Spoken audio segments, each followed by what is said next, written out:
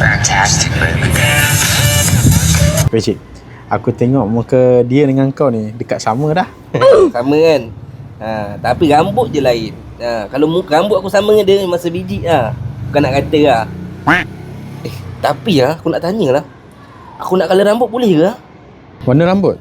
Boleh, tapi ada beberapa perkara yang kita kena ambil kira. Pertama, hukum asal warna rambut ni harus. Malah kalau uban, hukumnya boleh jadi sunat. Tapi kalau guna warna hitam pekat, dalam mazhab Syafi'i hukumnya haram.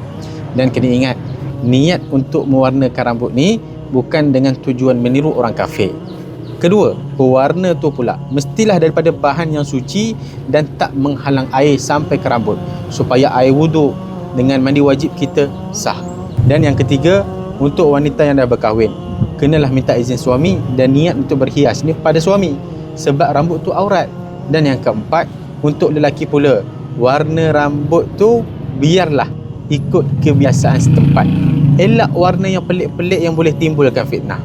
Oh, tapi apa yang Imam cakap tadi tu, ada ke pewarna rambut yang hadas sekarang? Ada, boleh pakai Inai Republic.